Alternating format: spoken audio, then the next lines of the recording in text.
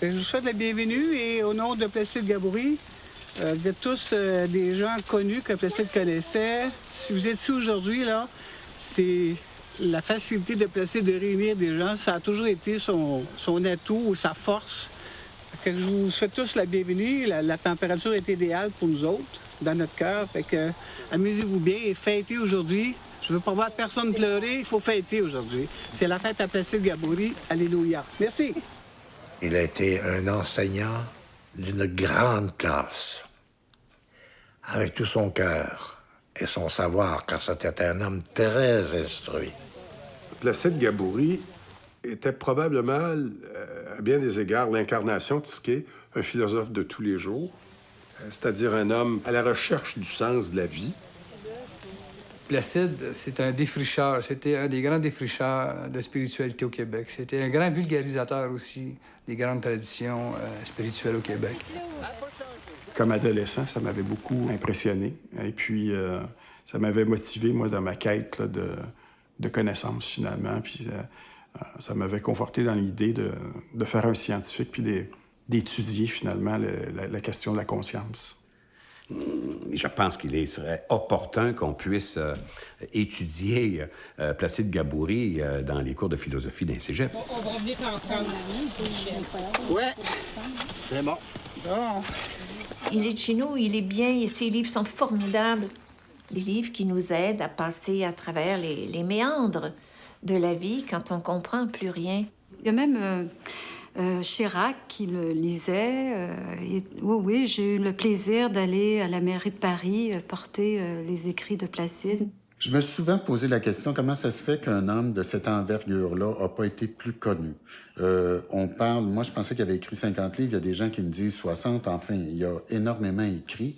Et d'une certaine façon, je dirais c'est presque dommage dans une ère hyper médiatisée. Parce qu'il avait été plus connu, il serait probablement venu, malgré lui, au secours de beaucoup de gens, à cause de son extraordinaire sérénité, qui est inspirante. Ceux qui ne l'ont pas connu ont perdu quelque chose.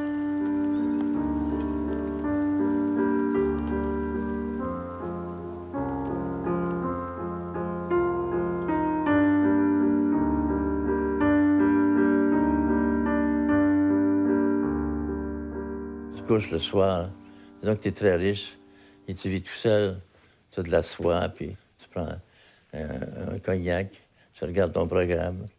Il y a des chiens partout, des gardes-corps. Puis là, vous vous étendez dans votre lit, regardez votre programme favori, et au cours de la nuit, vous mourrez. C'est ça la sécurité. Il n'y en a pas.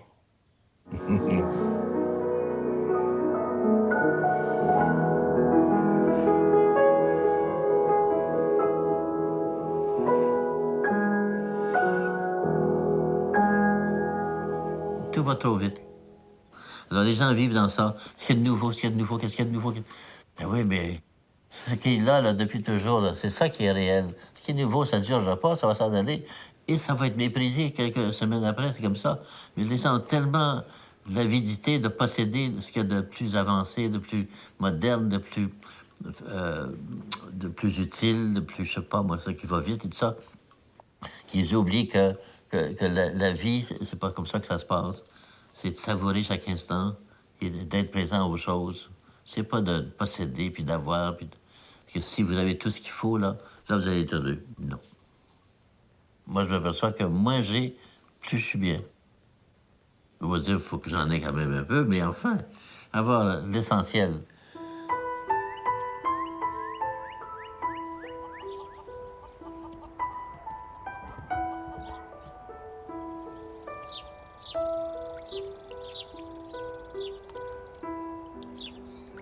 Je jouis énormément de la vie telle qu'elle est, mais c'est pas des jouissances telles que les gens les conçoivent. Par exemple, je ne vais plus voir de films, je ne vais plus voir de pièces de théâtre, je ne lis plus de livres, romans ou autre chose. Je regarde la nature.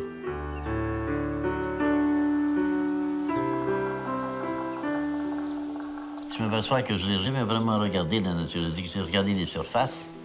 Je m'aperçois qu'il y a quelque chose dans la nature qu'on ne voit pas. et que c'est ça qu'on voudrait connaître. On ne sait pas ce que c'est, et c'est la même chose en nous.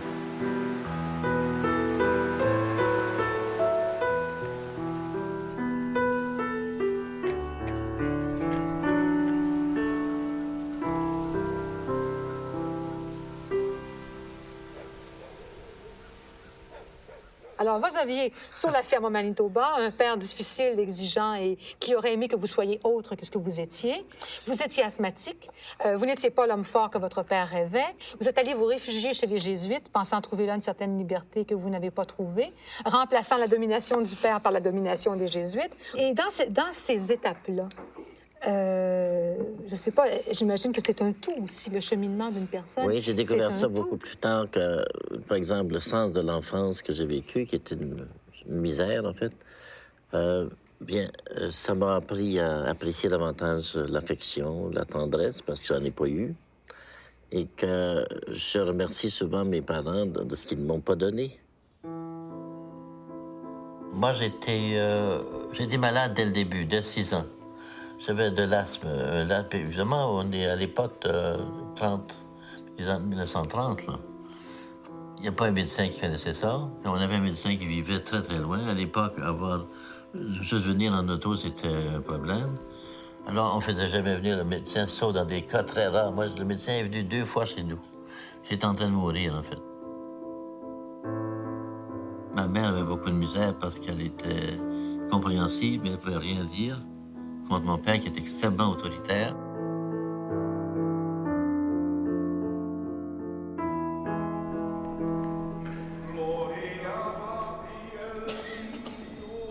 Quand j'avais 7 ans, ma mère nous disait que quand on est à la messe, que le curé monte l'hostie, il ne faut pas regarder l'hostie, il faut baiser la tête. Donc, à un moment donné, j'ai regardé l'hostie, puis il n'y a rien passé. Si elle n'est pas tombée dessus, puis j'ai pas eu un coup de foudre, je sais pas quoi, une paralysie d'un côté. Rien du tout. Je me dis, c'est curieux, cette affaire-là. Et curieusement, le jour où je suis entré chez les Jésuites, c'est-à-dire à 21 ans, j'ai arrêté d'avoir l'asthme. J'ai rencontré le Père Hardy, un jésuite qui était... Lui, je ne comprenais pas pourquoi je le choisissais comme père spirituel. Je le trouvais très équilibré. Alors, il m'a aidé à prendre confiance en moi, à remplacer en fait mes parents. Et à la fin du collège, c'était après 6 ans, j'étais complètement rétabli sur ce plan-là. Et j'étais prêt à entrer chez lui. Comme mon modèle, c'était lui, parce que c'était celui qui m'avait aidé, je suis entré dans la même communauté, mais je me suis aperçu qu'ils n'étaient pas tous comme lui, loin de là. C'était toujours malheureux. Et je me disais, je suis peut-être tout travers ou tout croche. J'étais homosexuel, mais ça a pris du temps avant de l'accepter. Dans le milieu où j'étais, c'était très mal vu. Je vivais en état de péché mortel, comme les gens disaient. Vivre en communauté, les gens pensent que vivre en communauté, c'est une affaire d'homme. Tout le monde s'aime, puis pas vrai du tout. Les gens sont égoïstes, les gens sont pris par leurs propres problèmes, les gens ont peur de s'engager émotivement. Et je voyais que c'est comme ça, puis je voyais, par exemple, que l'amour, comme je vous en ai parlé tout à l'heure, que l'amour n'est pas ce qu'on pense, c'est pas qu'on vous aime, c'est que vous acceptez les personnes telles qu'elles sont. C'est ça qui est difficile. C'est facile de trouver des gens qui vous aiment pendant quelques heures ou quelques semaines. Mais pour 20 ans, là, pas si facile que ça. Alors, moi, j'ai pas eu d'aventure amoureuse heureuse. La vie est extrêmement dure. Si vous êtes très sensible comme j'étais, moi, je me réfugiais dans la peinture puis la musique. C'est ça qui m'a sauvé. Ça m'a permis de garder mes émotions à flot, de les exprimer.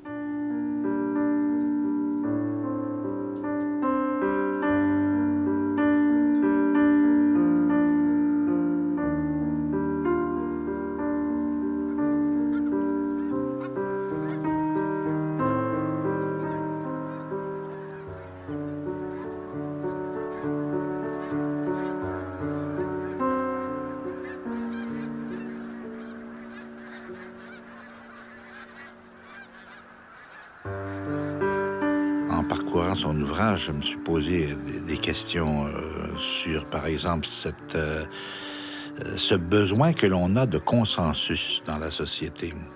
de consensus, c'est-à-dire, bon, qui ira jusqu'à nous pousser à surveiller et à punir, pour employer cette formule, ceux qui ne se conforment pas à la volonté de l'ensemble, de la foule, si vous préférez.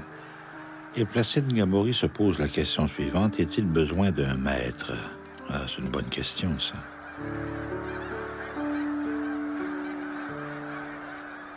J'ai rencontré des sages amérindiens qui m'ont fait voir que la religion n'a rien à voir avec les dogmes, avec l'intellect, et que c'est un vécu entre des êtres, une relation entre les êtres et entre la source des êtres, mais c'est tellement pas intellectuel que ça a été une sorte de rafraîchissement pour moi.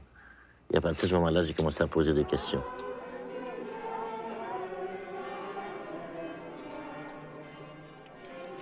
Qu'est-ce que c'est que la religion? Qu'est-ce que c'est que croire? Qu'est-ce que c'est qu'avoir la foi? Qu'est-ce que c'est que Dieu? Et plus ça allait, plus le Dieu qu'on m'avait enseigné, qui était un Dieu, bien sûr, qui chapeautait l'univers, qui était en haut, comme sur un nuage, qui dictait et contrôlait et récompensait et punissait ceux qui étaient en bas. Et ceux qui se réclamaient de lui, ce qu'on appelle les religions, pensaient parler en son nom en faisant la même chose. Mais quand vous faites la même chose sur le plan humain, ça s'appelle la tyrannie.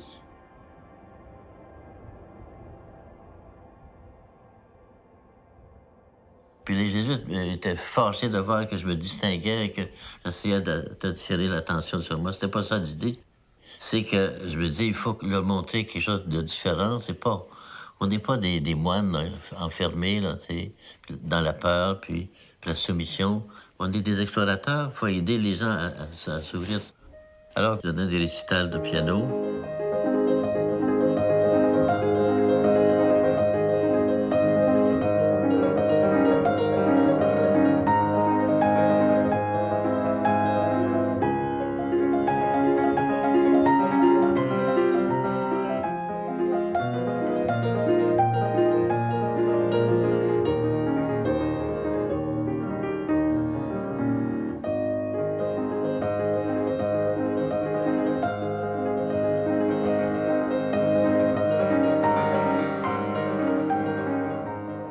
Pour que vous trouviez votre valeur à vous, à travers vous-même, pas à travers les autres.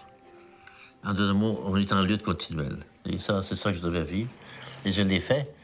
Et curieusement, j'étais très fort dans ça. Je suis devenu très fort, alors qu'au début, j'étais complètement écrasé. J'avais pas peur de... Et ça a commencé quand j'ai fait ma thèse de doctorat en 67. Je me suis dit, si je veux dire ce que je veux, il faut que j'ai un doctorat. Si vous avez un doctorat, vous pouvez dire n'importe quoi, personne ne va vous toucher parce que vous êtes une autorité, vous voyez. Alors je l'ai fait, et c'est ça qui est arrivé. J'ai commencé à écrire exactement ce que je voulais. Et dès le début, j'ai commencé à créer l'Église pas mal. Alors j'ai écrit un livre qui s'appelle L'homme inchangé, et qui a été d'ailleurs lu et étudié dans les cégeps du Québec de l'époque. J'ai commencé à me mettre en doute la religion. Et ça a continué comme ça. Chaque année, j'écrivais des livres. Et les supérieurs me regardaient de travers parce que c'était vraiment contraire à toutes les pratiques traditionnelles de l'Église et des jésuites. C'est un rebelle. Je suis convaincu de ça. Parce qu'effectivement, c'était le début de la Révolution tranquille. Bon, on était en 65. On l'a vécu, nous, à cette époque-là. Placide Gabory en était conscient. Et sa façon de répondre à la contestation des structures ou du clergé ou de l'Église, quand la discussion venait, ou dans son groupe, ou même ailleurs, dans un couloir de Brébeuf ou dans la salle de récréation, c'est-à-dire que ce qui importe, c'est la force des personnes. Alors, vous insistez finalement, donc, au fond, sur le fait qu'actuellement, ce qu'il faut promouvoir, ce sont des valeurs individuelles. C'est pas tellement des valeurs individuelles que je proposerais ou prônerais, que des valeurs personnelles, ce qui est très différent.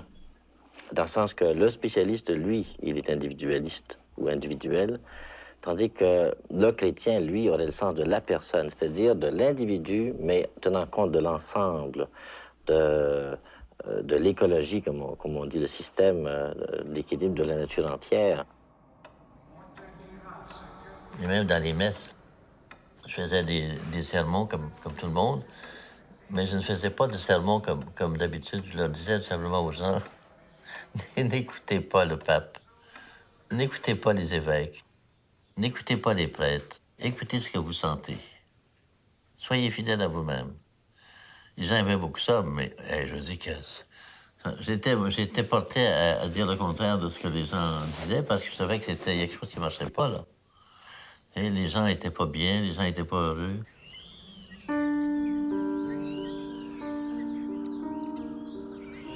Lui remet en question, puis il dit, bon, OK, la religion, c'est une chose, c'est beaucoup des rituels dont on ne trouve pas toujours le sens. Puis la spiritualité, c'est la vie intérieure. On devrait aider les humains à développer leur vie intérieure, là, plutôt que les amener toujours à pratiquer des rituels. Avant d'être un professeur d'histoire de l'art, c'était d'abord et avant tout un philosophe. Et il aura contribué à sa façon, à cette réflexion, en entraînant des centaines d'étudiants dans ce type de réflexion, dont moi. Placide Gabouri, c'était aussi un homme qui, derrière cet enthousiasme, cette précision extraordinaire des mots, était un homme qui semblait un peu anxieux, malgré tout.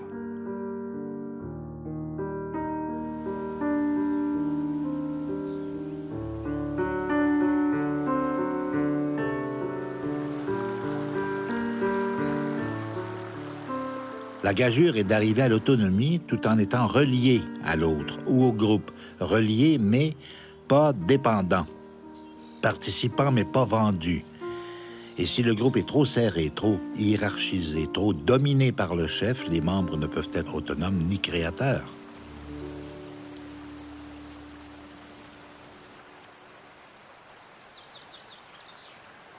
Il faut parler uniquement de choses qui sont pas tabous. Alors, les gens passaient leur temps à se fuir. Alors, pour apprendre à faire le contraire, c'est-à-dire apprendre à vivre et puis être intégré, puis être bien avec, c'est pas ça que j'ai appris là. Non, je l'ai appris autrement. En vivant une vie où c'était improvisé, en fait. Je savais pas du tout ce qui allait arriver. Et ça s'est très bien passé et je voudrais pas recommencer.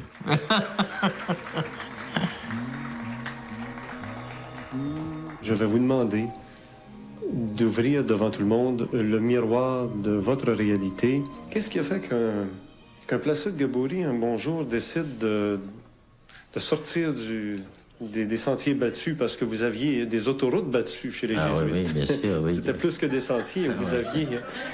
Ah oui, avec les indicateurs très bien marqués. Hein. Très, très bien marqués. Mais alors, qu'est-ce qui a fait qu'un jour, vous avez décidé d'aller voir ailleurs et de chercher, mais chercher quoi aussi ailleurs? C'est un mystère. Mais si on veut, disons, des points de repère sur la route, sur l'autoroute, à un moment donné, j'enseignais dans un collège à Montréal et j'avais des étudiants qui faisaient, comme on disait, de la drogue.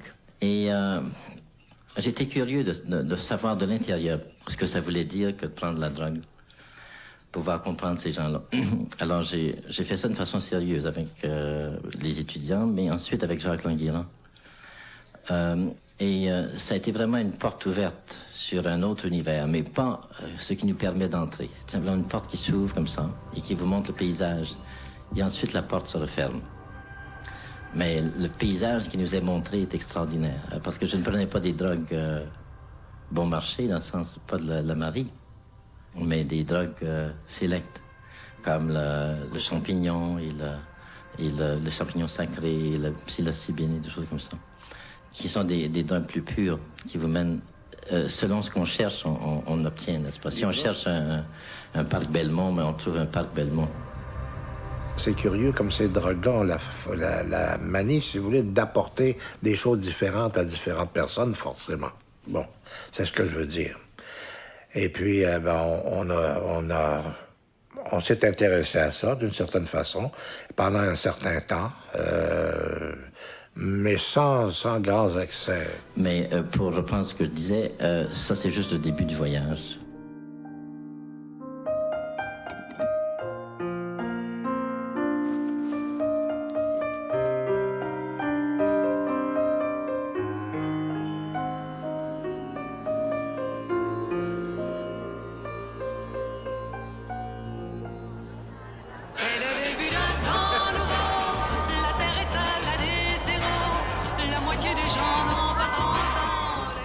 faut vivre son sexe, il faut vivre ses émotions, il faut vivre son corps, il faut vivre son mental au maximum, en laissant s'exprimer ce qui s'exprime spontanément.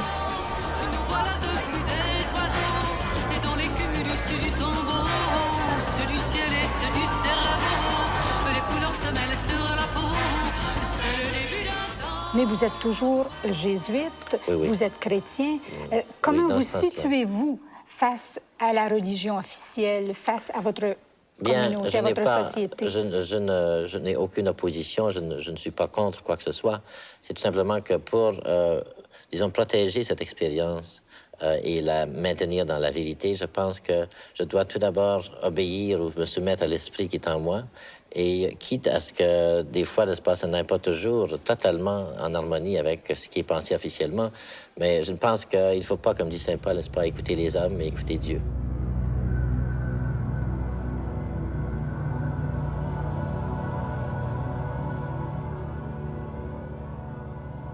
Je me souviens, je donnais des conférences ce soir pour le public, à l'insu des jésuites. Hein. C'était sur la mort, sur l'au-delà, sur les pouvoirs psychiques. C'est très à la mode à l'époque, c'est 70, ça. C'est très avant-gardiste. Et ça avait un succès fou. Mais j'avais des surveillants jésuites qui me regardaient, qui faisaient des rapports sur moi, puis... vous savez que je n'étais pas un bon exemple. Vous pouvez lire tous les livres que vous voulez sur l'ésotérisme, sur l'occulte, sur les sciences psychiques. Vous n'avez toujours qu'une vue de l'extérieur. Et en d'autres mots, vous n'êtes jamais dans le secret. Être dans le secret, c'est celui qui le fait.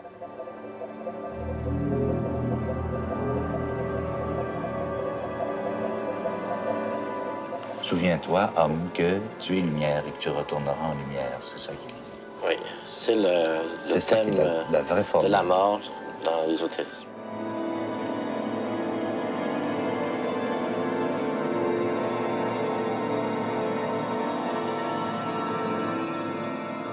C'est qu'il y a un principe dans l'ésotérisme encore. Tout ce qui commence s'achève, doit s'achever. Alors, c'est un grand mouvement, n'est-ce pas? Il n'y a pas de coupure. Ce qui s'incarne va nécessairement tendre vers son achèvement. Sinon maintenant, finalement. Si on est dans un état de réceptivité plus grande, si on est dans un état plus positif, dans l'attente, on pourrait dire, d'une attente positive, à certains moments, il y a tout à coup ces poussées qui sont exactement des poussées du soi. Tout à coup, ça s'ouvre, ça se referme tout de suite. C'est le chêne qui est dans le gland, finalement. Vous voyez, le chêne, il est là déjà, mais il ne se réalise, il ne s'épanouit que lorsqu'il arrive à son achèvement. Il est déjà là. Il y a un moment, si tu te places en état de réceptivité, tu peux être guidé d'une certaine façon aussi. Je crois beaucoup à ça. En fait, il aurait fallu commencer l'émission en disant surtout ne fermez pas vos appareils. Surtout restez ouverts. Oui, restez ouverts. Je vois que Monsieur Placide Gabouri va bientôt publier un livre sur les sciences occultes. Ça s'intitulera « Les voies du possible » et ça paraîtra aux éditions Ferron. À lire. C'était pas de l'ésotérisme. C'était simplement une recherche un peu originale, un peu contestataire, puis qui, dans le fond, aspire à la sérénité, puis être bien dans sa peau, puis être capable d'être en contact avec les autres. Ici, comme on dit dans le bouddhisme, n'est-ce pas, si vous regardez le doigt qui pointe vers la Lune, au lieu de regarder la Lune, vous manquez tout. Il faut regarder la Lune. Alors, si vous regardez, n'est-ce pas, ces phénomènes-là ou ces pouvoirs-là qui sont réels et que vous en faites une fin et que vous vous vautrez dans ces choses-là, ben c'est facile de le faire, c'est très captivant, vous perdez le sens de la route. Vous savez, la lévitation, c'est quelque chose que bien des gens aimeraient faire pour éviter les ponts engorgés de la rive sud de Montréal ou d'ailleurs, j'imagine. Mais... À condition qu'il n'y ait pas de collision dans l'air. Oui. Oui.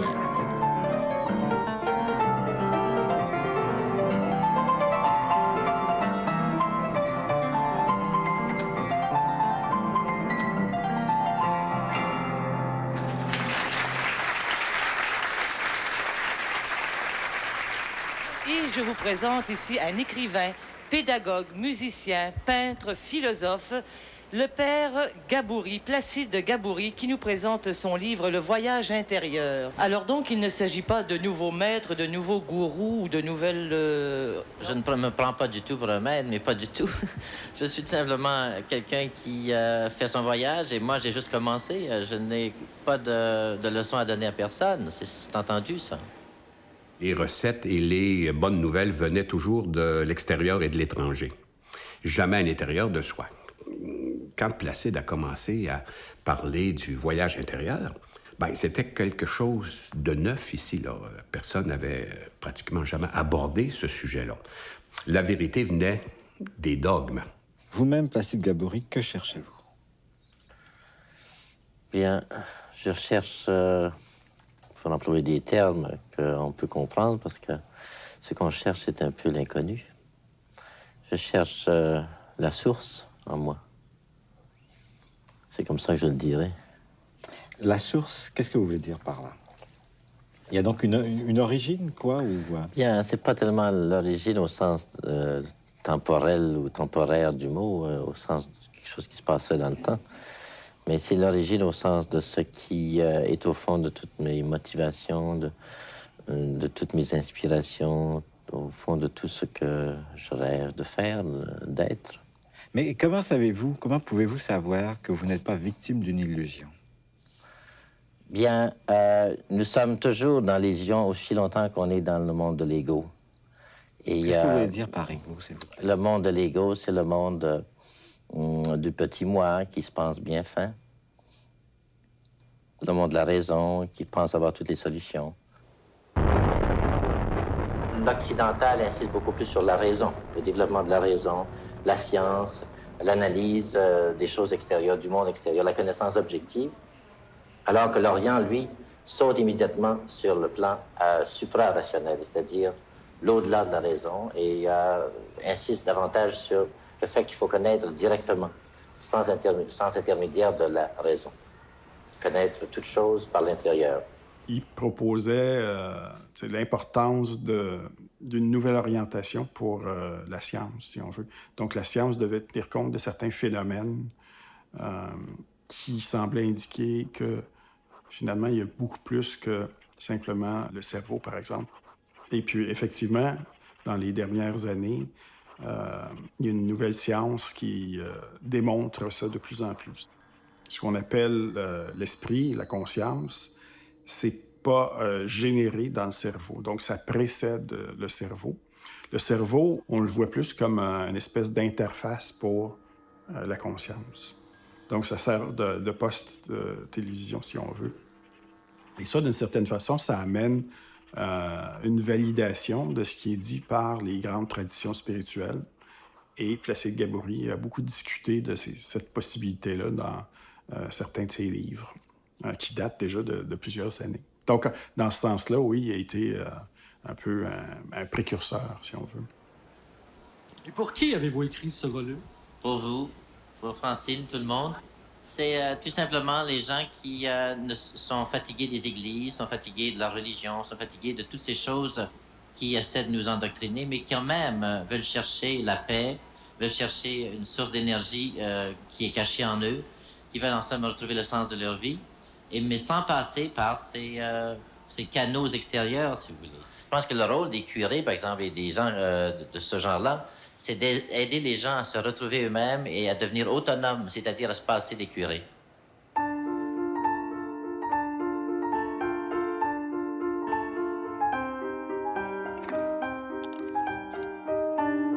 Vous vous identifiez toujours comme prêtre?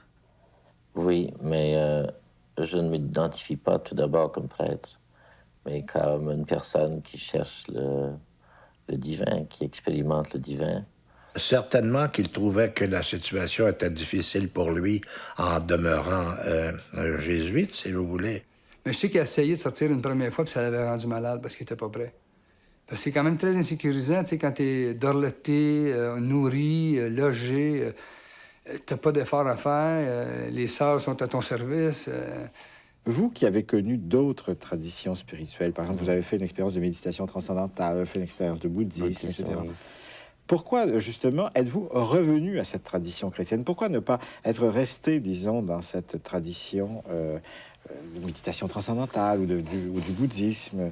Parce que, quand même, vous venez encore de reprendre ce langage évangélique, ce langage chrétien, n'est-ce pas? Oui. Alors, vous n'arrivez pas à vous en débarrasser, finalement. Bien, je ne sais pas comment répondre à ça. C'est que c'est pas moi qui mène. Alors, je ne sais pas, moi, comment ça s'en va. Ça se présente comme ça pour moi présentement. Je ne dis pas ce qui va arriver dans 2 ans, dans 1 semaine, dans 10 ans. C'est peut-être une autre phase beaucoup plus importante que celle, au pluriel, que j'ai traversée.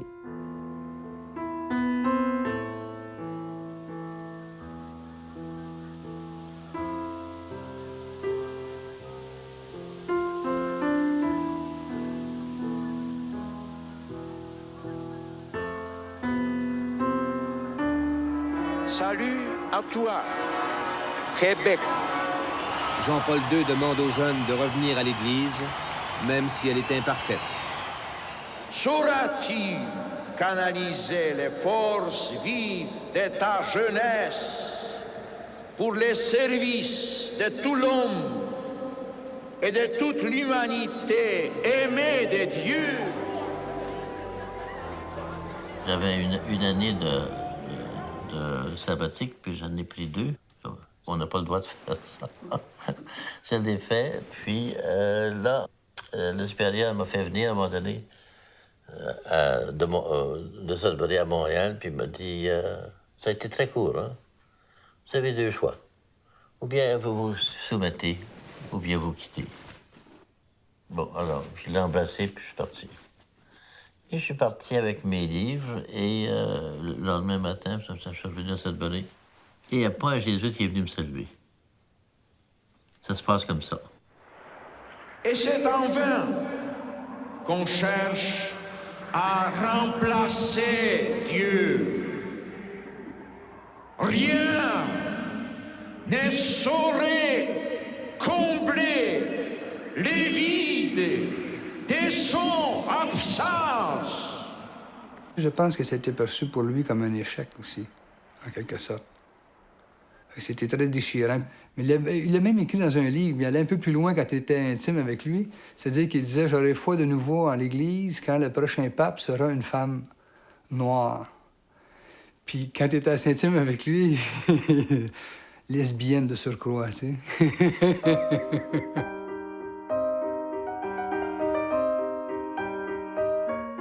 Je les comprends, parce que si j'avais été à leur place, je me serais mis à la porte bien avant.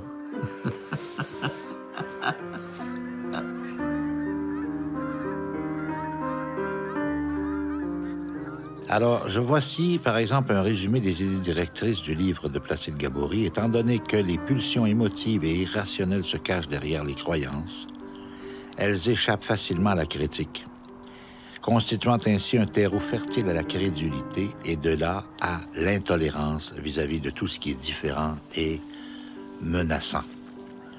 La tolérance serait alors au contraire donc un indice d'humanité, mais point d'interrogation. Bon, alors j'ai commencé une autre vie, puis à ce moment-là, mais là j'avais décidé de vivre ça à ma façon, puis je suis allé chez Jacques Languirand, puis ça c'est très différent. Et très difficile parce que j'avais pas beaucoup d'argent, mais ça aussi c'est une leçon que j'ai apprise, que je dois apprendre à vivre sans argent. Et je l'ai fait ça, même actuellement, j'ai très peu d'argent, mais je me suis adapté à ça, puis je me plains pas du tout, puis, parce que je m'aperçois que l'argent vient toujours quand j'en ai besoin, mais pas plus qu'il faut. Jamais plus qu'il faut. Et ça, c'est toutes les leçons que j'apprenais à mesure et qu'on voit dans les livres, et ça vaut rien quand tu les vois dans les livres. Faut que tu les vois dans ta vie. Il aimait les plats, tu sais, riches, les beaux vêtements. Fait qu'il pouvait flouber l'argent qu'il avait, mettons, en abondance pendant une courte période, puis après ça, ben, il végétait. En bon jésuite, ben, il appelait des amis pour se faire aider. Moi, j'avais déjà commencé, si vous voulez, à créer un centre. Je lui ai dit, mais pourquoi tu ne viendrais pas avec nous, somme toute? Hein? C'était un centre qu'on voulait d'éducation libre, si vous voulez. C'était tout à fait nouvel âge. Je ne peux pas le cacher, c'était exactement ça, on faisait partie de ça. D'un certain point de vue, nous sommes un centre de méditation. Pas du tout dans un sens religieux, pas dans un sens doctrinaire, dogmatique, etc. La méditation est essentiellement une pratique qui permet de développer le sens de son identité. Si vous voulez, nous allons faire une méditation en nous inspirant de la technique de Muktananda, qui consiste à répéter un mantra pendant qu'on est conscient de la respiration. Le mantra est Soham. Vous inspirez sur So et vous expirez sur Ham. Et le sens de Soham est Je suis. Avec la crise économique qui s'est passée au début des années 80, on aurait dit que tout le monde s'était repris des guides, là, puis suivre, parce qu'il y avait de l'insécurité, puis on nous annonçait la décroissance, puis etc. Puis on est encore à produire l'insécurité. Alors, nous allons les dire ensemble. 1, 2, 3. J'ai la simplicité. Nous empruntons de plus en plus des démarches très personnelles. Dans ce domaine, d'ailleurs, comme dans bien d'autres, nous sommes presque devenus des consommateurs dans un marché qui nous offre des produits de plus en plus variés. Nous choisissons, selon nos besoins, nos croyances à la carte. Puis à un moment, on s'est quittés. Lui m'a dit, moi, j'ai besoin de m'éloigner de ça maintenant parce que je dois apprendre à se fonctionner autrement. Parfait. Puis moi aussi, je lui ai dit, c'est la même chose de mon côté.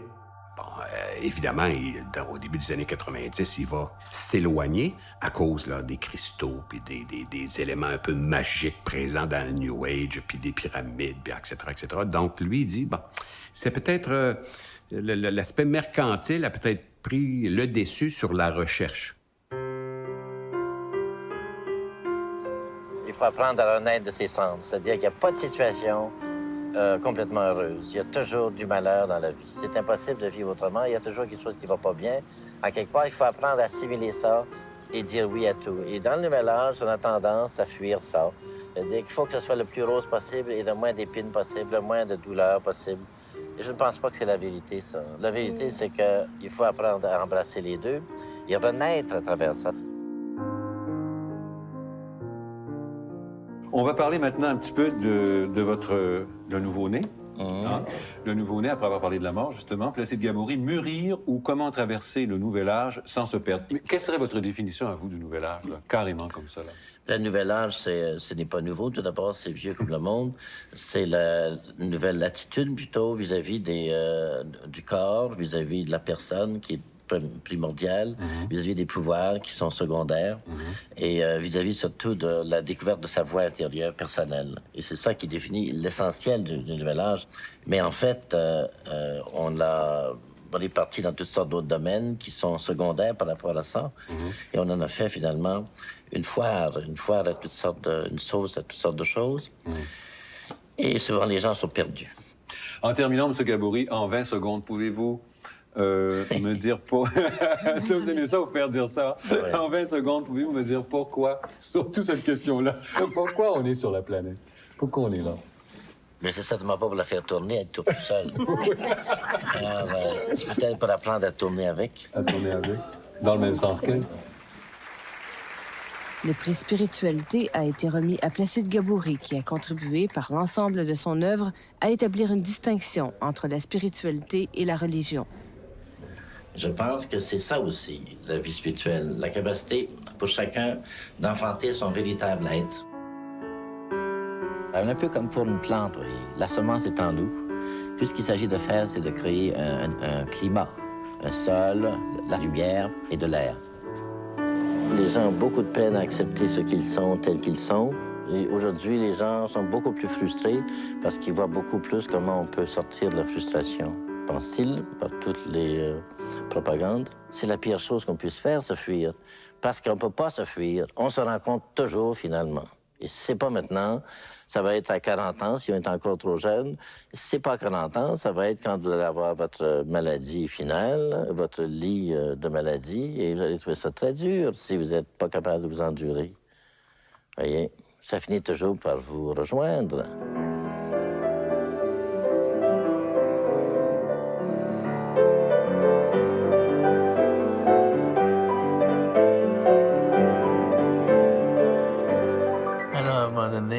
Je me suis fait ma raison, c'est-à-dire que j'ai accepté mon passé complètement, de A à Z, et ça a été fini. C'est fini. Plus de problème sexuel, plus de problème d'amour. La vie, c'est ce que j'ai à vivre, c'est tout.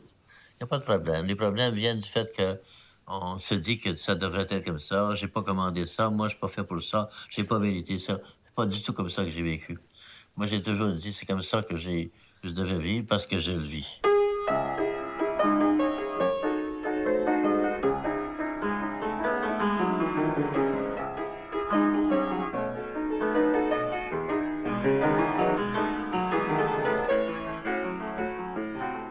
Il y avait un besoin de sécurité en même temps qu'un besoin de recherche, une sorte de leçon là, à apprendre que j'ai pris du temps à apprendre. Mais là, vous en êtes où là-dedans? C'est fini, là. C'est fini. J'attends plus rien, là.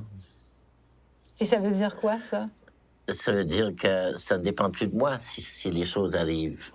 Ah, c'est ça la sagesse, que la sagesse Bien, vous vous a... appelez ça la sagesse. Pour moi, c'est un mode de vie.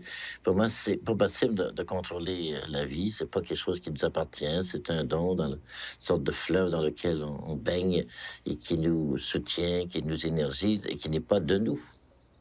Et ça m'a pris 55 ans à découvrir ça. Bon, qui n'est pas de nous. Et pas de nous. La vie n'est pas de nous. Qu'est-ce que vous faites pour obtenir la vie? Qu'est-ce que vous faites pour faire battre votre cœur? Qu'est-ce que vous faites pour faire respirer vos poumons? Ça ne vient pas de vous, ça se fait tout seul. Quand vous dormez le sommeil profond, ça marche tout seul, vous n'êtes pas là. Il n'y a pas de Madame Charrette, là. Ça marche tout seul. L'orchestre n'a pas besoin de chef.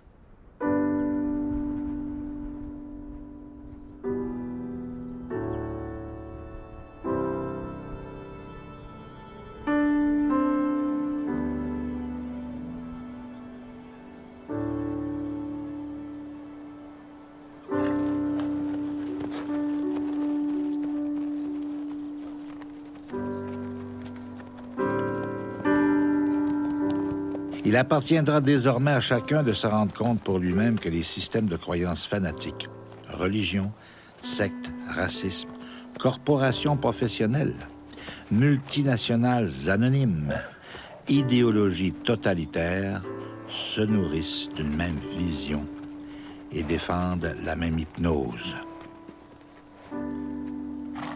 Se reconnaître, c'est cesser d'être identifié à ses croyances naïves et biaisées. En les confrontant avec les faits et l'expérience, seule la connaissance de soi aurait ainsi le pouvoir de nous rendre autonomes.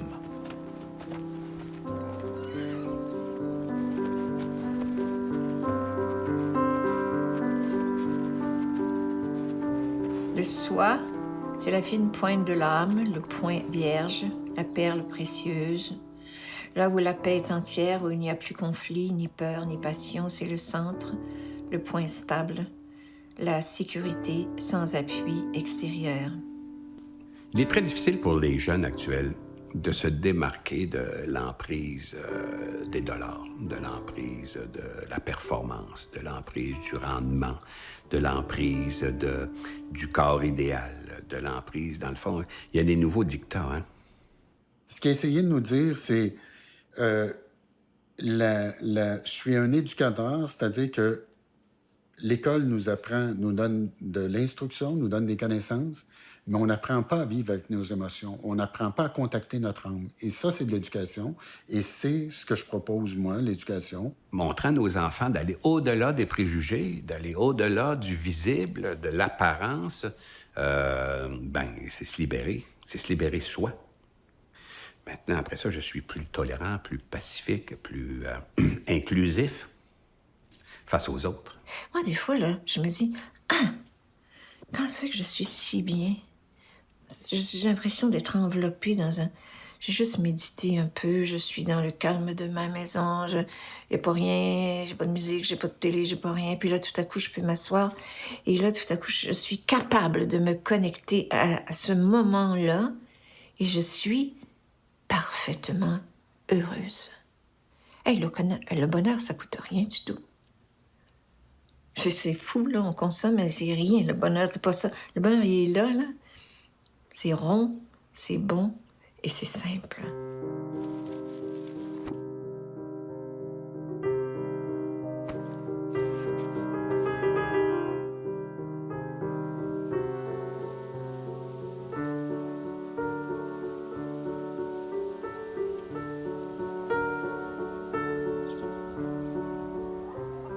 C'est facile d'écrire des beaux livres. C'est de vivre qui est important. C'est pas important d'écrire des livres, c'est de vivre.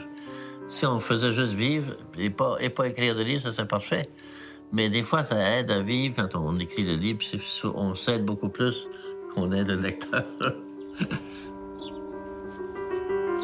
mais tout ce dont j'avais besoin quand j'étais en pleine activité, les films et tout ça, puis aller faire des choses, rencontrer des gens, puis c'était très compliqué, la vie. Puis d'un coup, ça s'amenuise. À un moment donné, j'ai aperçu qu'il n'y a personne qui vient me voir, personne ne lit mes livres, c'est le silence. C'est extraordinaire. Ce que je pensais perdre, je l'ai gagné finalement. Comme ça. C'est la récolte, la vieillesse. Arrêtez d'avoir pitié des vieux. Si vraiment vous voulez regarder ce qui se passe, c'est là que j'avais appris les meilleures leçons. Là, vous êtes capable de récolter tout ça et trouver le sens de votre vie. Là, vous le trouvez, là.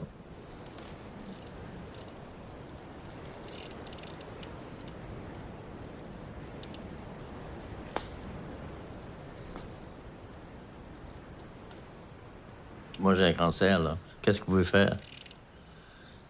Les gens se donnent trop d'importance à leur vie. Ma vie n'est pas importante. La source agit tout le temps et c'est elle qui compte. Je m'aperçois que la mort, c'est pas tellement important. C'est l'attitude qu'on a vis-à-vis d'elle. C'est pas la mort elle-même, parce qu'il y a rien qui meurt vraiment. On va regarder ça dans la nature. Les moments où il y a plus de morts, c'est les moments les plus beaux. En hiver, il n'y a rien qui est vivant. Les hivers peuvent être beaucoup plus beaux même que les automnes, qui sont déjà très, très vers la mort, mais ils sont déjà très décorés de couleurs et c'est très beau. Donc, le fait qu'il n'y ait plus de sève, que tout est en train de mourir à l'intérieur, n'empêche pas que ça fait partie de l'ensemble du développement de la plante et tout ça. Puis c'est pas quelque chose qui est vu comme négatif, au contraire. Parce que ça couvre quelque chose qui s'en vient. Ça, c'est évident dans la nature. La nature devrait nous apprendre des leçons comme ça. Il n'y a rien qui meurt. Tout est là tout le temps et se renouvelle. Et c'est voulu comme ça pour nous montrer des leçons très simples qu'on se prend tellement au sérieux parce que si on n'a pas de contrôle de ça, on n'a aucun contrôle. Vous n'avez pas de contrôle. Vous n'aurez jamais de contrôle. C'est pas pour l'impression que l'univers est malheureux. La nature n'est pas malheureuse quand arrive l'automne. Au contraire, c'est comme une fête. Il faudrait tirer des leçons de ça.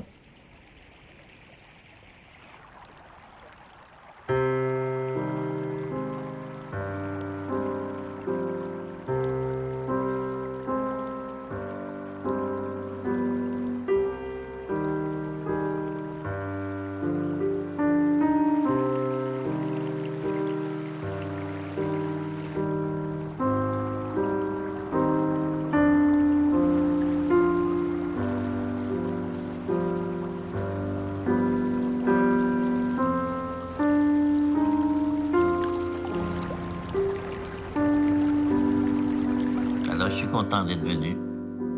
Je suis content de partir.